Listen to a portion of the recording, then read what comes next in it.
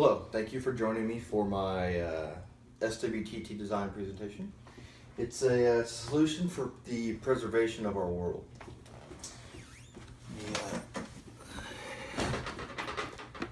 Apologize, I don't have a projector, so we're going to do the best we can here. SWTT presentation. Okay, so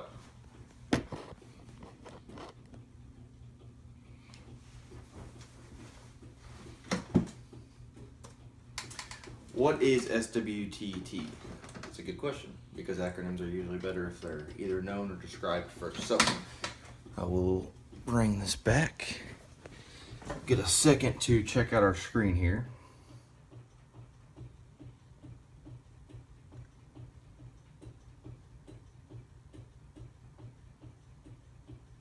I apologize, I don't have a projector.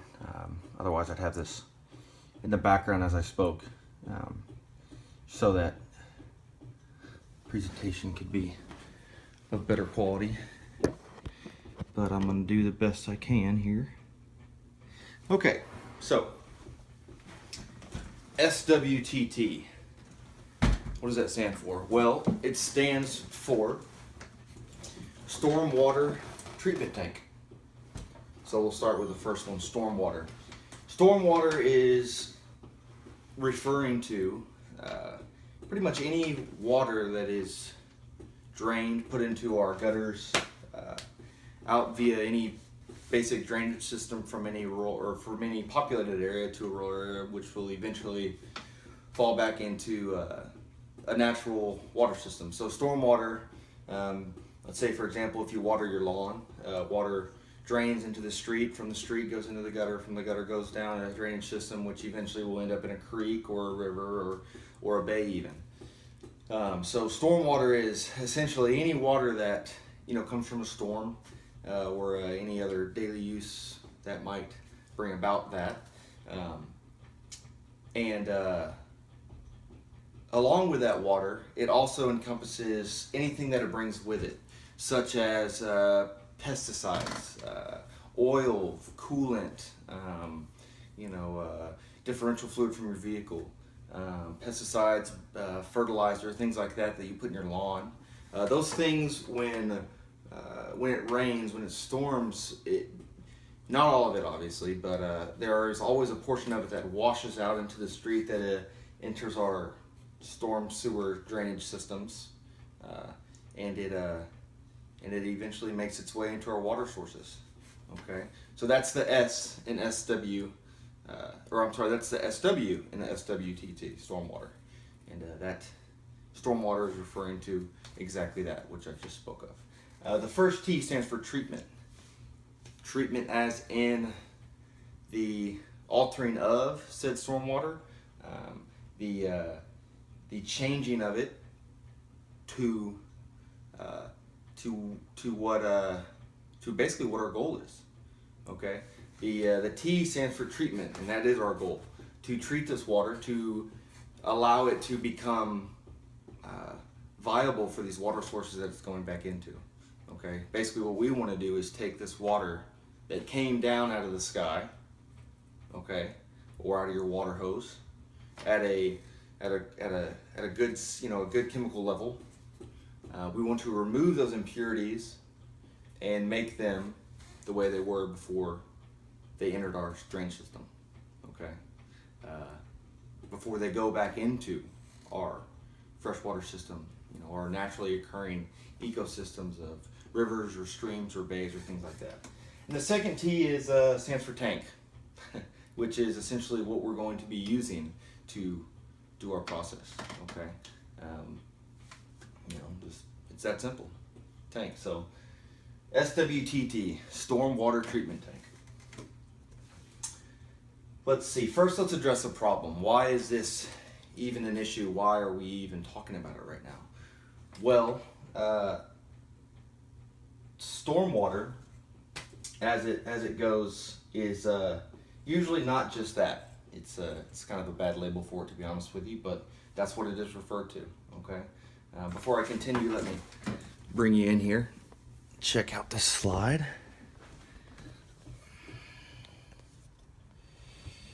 Give you a second to look that over and then I'll speak on it.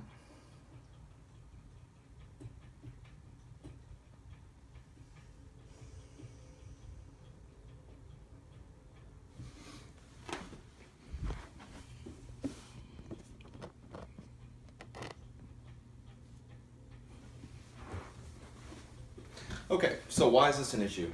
Well, like I was talking about on the first slide, here, let me put it this way. So if, let's say for example, we have a bubble, and humans don't exist in this bubble, okay? In a natural system, the sun would heat up water. That water vapor would rise, create clouds. When those clouds get heavy, it rains. So the water becomes in this huge cycle, rains back down, fills up whatever water sources it was pulled from, and then it starts all over.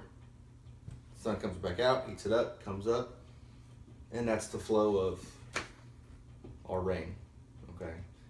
And everyone knows that obviously from grade school. We all remember doing those fun diagrams. But anyhow, let me get back on track here. So,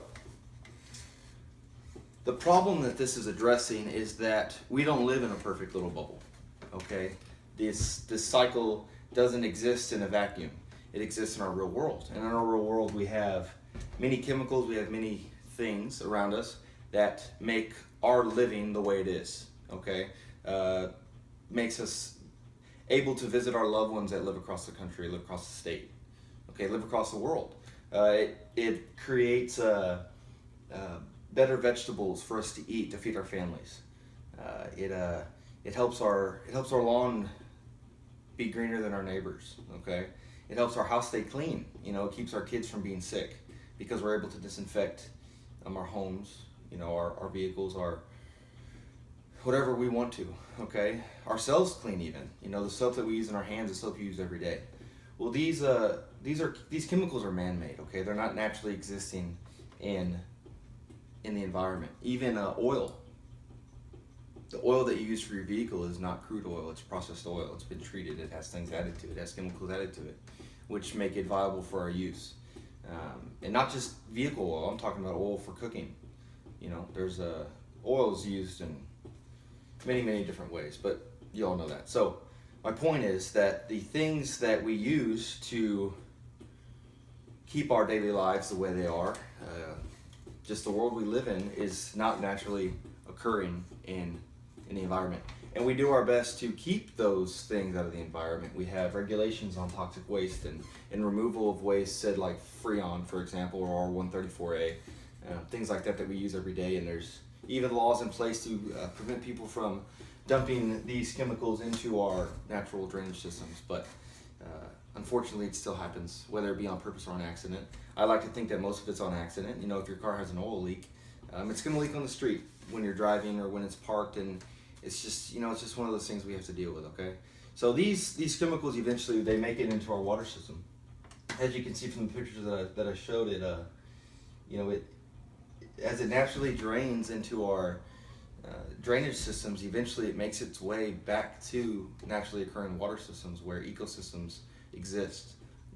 The fish, even the plants, the soil, the microorganisms that you can't see, they're all affected by these chemicals.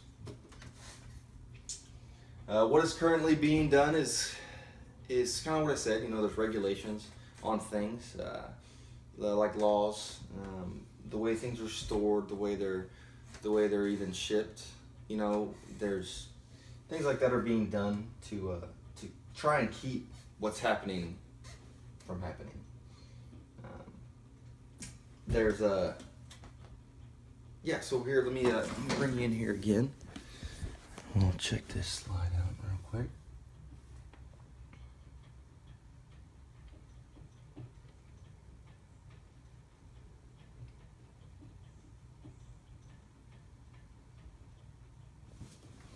Okay, so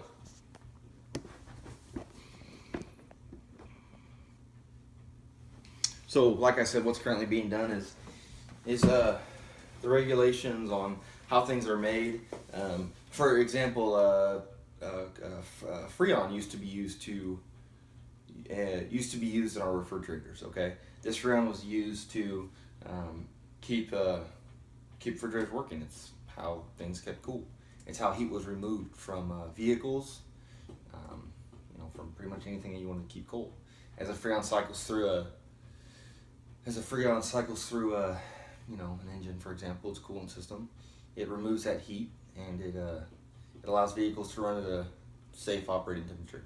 Well, that was replaced with R134A, which is simply just a name for a chemical compound that essentially did the same thing that Freon did, not as efficiently, but it was better for the environment. Okay, so for example, those are things that are done to help protect our environment, because when Freon would get in, then it had devastating effects. Whereas if R134A got in, still not good, but it's not as bad as Freon. Okay, so there are regulations on how chemicals are made, what they're stored in, how they're shipped, how they're meant to be kept, and even their disposal. Okay, and those are all things that we do to try to negate the negative effects that they have on our environment when they do interact with our environment. So, my proposal to fix these things. First, I want to touch on our working environment. Okay, our working constraints.